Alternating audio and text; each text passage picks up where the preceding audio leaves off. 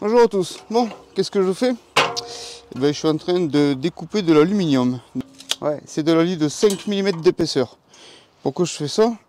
C'est la protection de boîte de transfert de mon Jeep. Je te montre aussi que ça va dessous sous la boîte de transfert. Je vais te montrer. Voilà, hop, c'est le Jeep. Donc si tu veux, la boîte de transfert, elle est là. Et comme tu peux voir, elle est un petit peu basse, la boîte de transfert. Le bas ici, là, c'est un peu bas. Donc quand tu vas faire un petit peu de 4x4, il y a des chances que ça touche. Donc c'est pour ça que la chienne qui s'assied sur moi. T'as pas un autre endroit pour t'asseoir, le gros là? C'est Kleps. Putain, mais il a carrément assis sur moi, le gros là. Et vous faites quoi les loustiques là? Vous avez pas un autre endroit pour aller jouer? Et pousse ton gros cul, toi. Oh putain, les bestiaux là. Hé, Sony, qu'est-ce que tu fais là? Allez, descends de là, Sony. Bon, revenons-en à la boîte. Donc la boîte de transfert, elle est un petit peu basse. Donc là, je vais lui poser une truc à lui qui va s'appuyer là-dessus, qui va s'appuyer sur le longeron, je pense. Et après, il faut que je trouve un autre système pour fixer là-bas. Bon, bref, ça on verra après. Post TIG. Et ouais. Donc là, en partenariat avec HippoTools, il m'a envoyé ce post TIG. Et lui, je veux le tester. Donc forcément, moi, ce qui m'intéresse le plus, c'est l'aluminium. Donc voilà pourquoi je découpe de l'alu. Tu peux voir, elle est découpée aux dimensions que j'ai besoin. Alors par contre, si tu veux, quand je la positionne comme ça dessous, tu vois ici là, elle est relevée là. Cette partie est relevée. Et ça touche la boîte de transfert. Donc j'ai tracé la pliure, la volée. Mais pour plier du 5 mm en alu, j'ai pas de presse pour ça. Donc là tu vois, la presse, ça va être comme ça.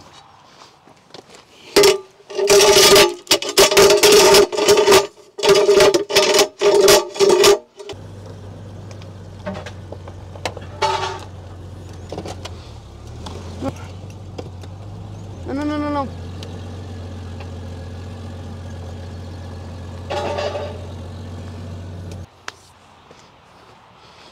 Ouais, je sais, c'est pas très conventionnel.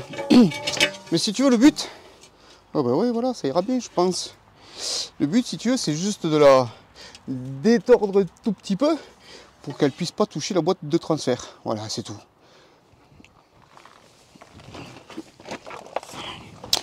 Alors voilà comment ça vient. Si tu veux, devant, elle va être fixée par des inserts et des vis là, sur tout le devant de la traverse. Hop, et comme tu peux voir là-bas, elle touche encore. Hein. Elle est pas loin de toucher là. Hein.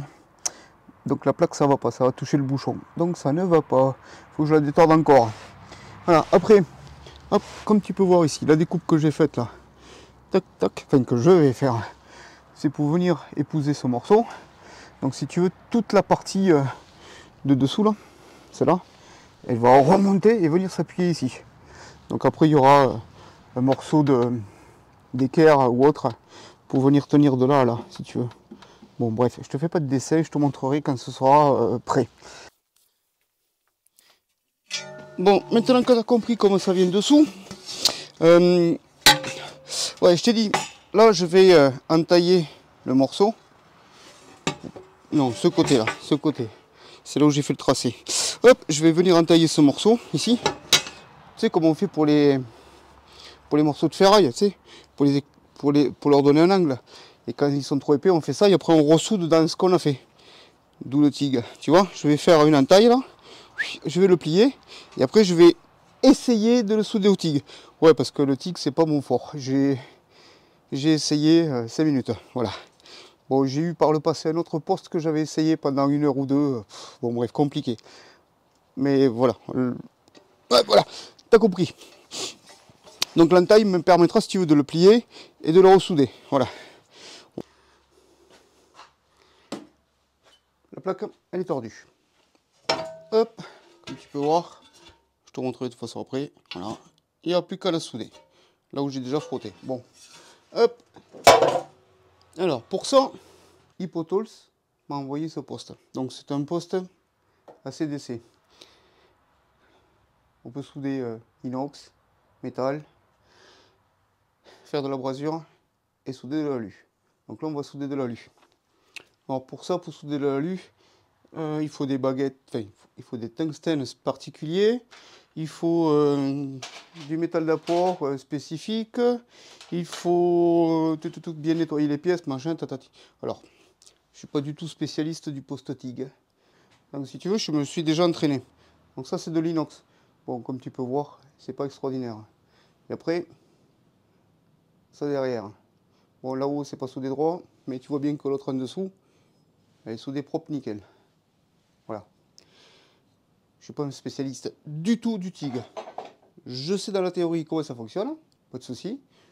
Je sais l'utiliser un petit peu, mais quitte à faire des essais pendant des heures, autant essayer de fabriquer quelque chose qui va servir. Pourquoi? Parce que le gaz, c'est comme d'hab, le gaz, ben voilà, ça coûte cher. Donc quitte à en gaspiller, autant réaliser une pièce. Voilà pourquoi je fais la protection de la boîte de transfert. Bon, je vais te montrer le poste d'un peu plus près, et après on va passer directement à la soudure. Ouais. Donc ici, là, le schéma que tu vois là, ça, tout ça, c'est la soudure à elle-même. Les étapes de la soudure à elle-même. C'est-à-dire qu'on va commencer par envoyer du gaz, après on va monter un petit peu l'intensité. Là, on va souder à l'intensité demandée. Ça, pour l'instant, on l'oublie. C'est du pulsé. Et après, quand on relâche la pédale, tu descends, la température descend, enfin, l'ampérage descend. Ici, c'est la fin, c'est du post-gaz. Et en fait de compte, ça termine la soudure. Bon, voilà. Donc dessus, là, je te l'ai expliqué pour le mode d'essai, hein, c'est vite fait. Hein. Je te fais une schématisation rapide, on va dire. Je te montrerai plus en détail sur une prochaine vidéo si tu es vraiment intéressé. Par contre, donc il fait mode pulsé aussi pour l'acier, l'inox. Après, quand tu passes en mode AC, c'est-à-dire pour souder l'alu, hop, tu as les fréquences ici du mode pulsé, entre guillemets. Et tous les réglages ici à paramétrer. Comme tu peux voir, c'est assez long quand même à prendre en compte tout ça. Bon, je pense que tu es comme moi, ce qui t'intéresse, c'est de savoir si je vais arriver à souder cette histoire. Ouais, parce que là, je t'avoue franchement, d'entrée, hein, l'alu, je le prends, je fais pas de test, je fais rien, j'essaie de souder. Ouais, parce que j'ai pas... Tu vois, j'ai une bouteille de gaz, hop, en 2 mètres cubes. Ouais, une bouteille France. Je t'explique pas le prix. Ouais, alors si tu veux, ils m'ont envoyé le poste gratuit. Mais tout ce qui est consommable, tout ce qui est gaz, ça c'est moi qui ai payé. Pour donner une ordre d'idée, la bouteille de 2,3 mètres cubes, c'est 408 €. Voilà. Pratiquement aussi cher que le poste. Bon, je vais pas me plaindre. Donc du coup, si tu veux, j'essaye de ne pas gaspiller du gaz pour rien. Voilà. Bon allez, on passe à la soudure. Voilà.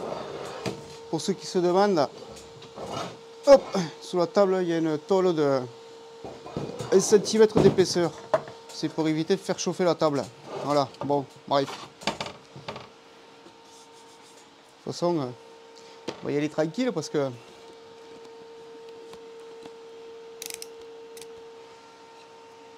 Voilà quoi.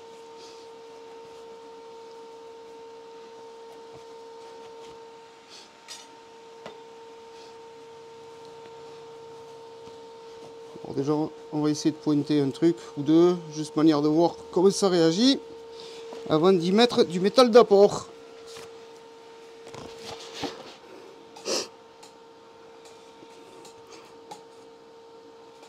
Elle est un petit peu trop haute.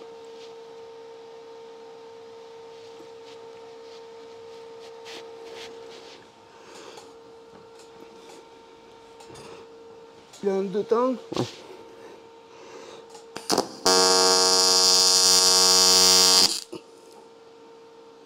Ah, eh bien ça commence. Le tungstène, il est passé dans le bain de fusion. Donc je ne l'avais pas mis assez profond. Bon.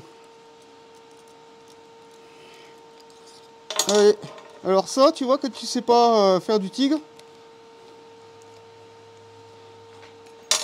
On va y passer des heures à meuler et à faire ça.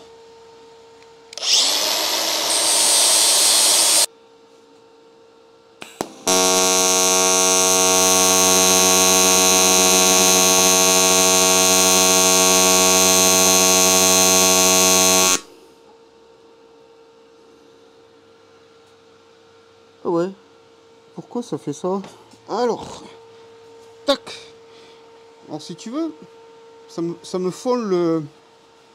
Alors, ça c'est de l'alu-alu, hein, mais je sais pas si... Ouais, c'est chaud. Ouais, c'est chaud. Bon, je pense qu'il y a des trucs qui vont pas, hein, bien sûr. Et là, si tu veux, ce que ça fait, c'est que ça me fond le machin. Bon, attends, on va réaffûter cette daube. Bon, tu sais ce qu'on va faire? Quand je retrouve les réglages, je te reprends après. Bon, on va arrêter les conneries. Ouais, parce que j'y arrive pas. Ouais. Alors, le souci.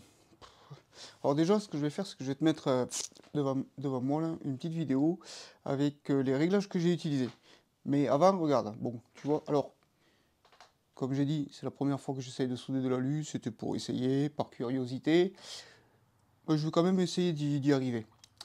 Je sais même pas si j'utilise les bonnes céramiques. Ça, c'est une taille 5. Alors, peut-être qu'elle est trop petite. Ce qui me fait dire ça, c'est que si tu veux, regarde. Hop, ben, le lanterne. Tu vois, c'est les douilles vertes. C'est les tungstènes verts. Bon. Logiquement, c'est pour l'alu. Mais c'est du 1,6. Alors, peut-être qu'il est petit pour souder du 4 mm. Ouais, sûrement même. Bon. Comme je t'ai dit, je ne me suis pas spécialement tout renseigné, tout bien machin, donc c'est un petit peu de ma faute, tout ce que je suis en train de rater là. J'en suis très bien conscient. Donc si tu veux, quand je soude trop, ça descend et puis ça me fond comment ça s'appelle? Le tungstène. Et tellement que ça chauffe, il s'est soudé à... Ah voilà, bon, maintenant il est plus, mais il s'était soudé comment ça s'appelle? À la buse, en céramique. Alors, peut-être qu'elle est trop petite, sûrement même. Ouais, 5 c'est peut-être petit. La largeur doit pas être assez grande pour couvrir. Et c'est pour ça qu'ils se fondent dessus, je pense. Les tungstènes 1,6, je pense qu'ils sont petits. Pour lui, c'est du 5 mm. Et j'utilise des baguettes. Enfin, j'ai essayé d'utiliser des baguettes de 2 mm d'apport de métal. Voilà. Donc je pense qu'il y a beaucoup d'erreurs dans ce que je fais. Et dans mes réglages aussi. Parce que je t'avoue, j'y vais à tâtons. Bon, là on va arrêter parce que le gaz il part à une vitesse de fou. Et j'ai pas envie de gaspiller du gaz pour rien. Bon, par contre, l'inox, sans souci. Tu as vu comme je t'ai montré tout à l'heure? Hop, je vais te montrer de plus près l'inox et après je te montrerai l'alu. Hop, alors si tu veux, ça c'est mes débuts en inox, tu vois. C'est du épais aussi, hein, c'est du 3-4 mm. Hein. Tu vois, le métal d'apport, je le maîtrisais pas. J'ai commencé de ce côté, tu vois. Je maîtrisais pas bien. Après, j'ai essayé un petit peu, clac, clac. Là, j'ai compris un petit peu. Là, j'ai tremblé. Bon, bref, voilà. Tu comprends bien que, voilà. Après, je suis passé de l'autre côté. Alors, ça, c'est sans métal d'apport. Mais bon, il n'y a pas assez de pénétration, on est bien d'accord. Il n'y avait pas de chanfrein, il n'y avait rien, tu vois. C'était un bord à bord traditionnel. Tandis que de ce côté, il y avait un petit chanfrein, comme tu peux voir. Et après, j'ai essayé de par-dessus, comme ça, manière 2. Mais j'arrive pas à tracer droit. Après, alors comme tu peux voir, celle de soudure, c'est pas moi qui l'ai faite. Non, non, non, c'est pas moi. Tu vois, ça, c'est un copain qui l'a fait. Et au moins, j'avais une base de référence, si tu veux. Voilà. Tu vois, la soudure, ça n'a rien à voir avec la mienne. Alors là, lui, si tu veux, j'ai commencé ici. J'ai essayé, j'ai pas réussi à faire quelque chose, tu vois. Là, c'était sans métal d'apport. J'ai essayé aussi. Ça fait fondre les côtés, mais c'est tout. Après, j'ai essayé là. Et après, ben, là, c'était le dernier essai. Puis, comme tu peux voir, ça... Voilà, bref, ça fait rien. Alors, bien entendu, le problème vient de moi. Parce que je ne sais pas souder au TIG. Purement et simplement. Tu vois, c'est comme quand j'ai commencé avec la carrosserie et qu'on s'appelle le post-mig. Je ne savais pas, je faisais que des conneries. Et au fur et à mesure des années, j'ai appris. Enfin, des années. À force d'en faire, j'ai appris. Donc là, le but, c'est pareil. C'est d'apprendre et d'en profiter pour faire quelque chose. Mais ça, je ne laisse pas tomber. je veux le faire. Alors ce morceau, il est déjà prêt machin, il sera juste à souder. Une fois qu'il est soudé, on pourra le monter sur le Jeep. Mais pour l'instant, comme tu peux voir, c'est un échec. Ouais, parce que c'est bien de vous montrer que tout fonctionne, machin, qu'on est bon et tout. Mais il faut savoir aussi vous montrer quand ça fonctionne pas. Enfin, si, ça fonctionne, le poste. Mais c'est le soudeur qui est mauvais. C'est comme tout s'apprend. Bon, maintenant, si tu as des conseils, je suis preneur pour l'alu. Qu'est-ce que je veux dire? Bah, écoute, on va s'arrêter là, hein. C'est pas la peine de gaspiller du gaz pour rien, encore d'essayer à travers, machin, ou quoi que ce soit. Je vais mieux me renseigner et regarder un peu plus de vidéos sur YouTube, comment ils font les gens. Ouais, parce que, voilà, on fait tous comme ça. En tout cas, le poste, bien pour l'inox, nickel. En plus, ça tombe bien. Ah ouais, ça, tu sais pas ce que c'est, ça? Hop! Ça, c'est le futur échappement de mon 4 litres. Ouais. Tu vas me dire que c'est gros? Ouais, je suis d'accord avec toi, c'est gros. C'est du 76 mm. Pourquoi je fais aussi gros? Pourquoi je fais aussi gros? Ben, parce que toute la ligne inox à souder et à faire moi-même, on me l'a donné. Et le tube, c'était du 76. Il n'y avait pas autre chose. Donc, vu que c'était gratos, ben, je vais en profiter pour la faire à 76. Non, je vais pas gagner de chevaux. Non, je vais pas... Non, rien. Non. Non. C'est pas parce que c'est du 76 que ça va plus vite. Ben, tu comprends bien que je pense que tu fais comme moi. Quand c'est gratuit, ben, tu fais avec. Voilà. Parce que là, un tube, un coude, un machin, et ainsi de suite, inox, t'en as vite pour 400 balles. Et là, c'est gratuit. Donc, tant qu'à faire, autant faire les choses comme elles viennent et avec ce qu'on a. Bon, mais ça, l'échappement inox, on va attendre un petit peu. Hein, on va pas s'énerver. Ça va être fait au TIG, mais voilà. J'ai deux, trois pièces encore à trouver. Bon, écoute, je te retiens pas plus parce que de voir un mec qui sait pas souder, c'est pas spécialement intéressant. Bon, allez, sur ce, à la prochaine.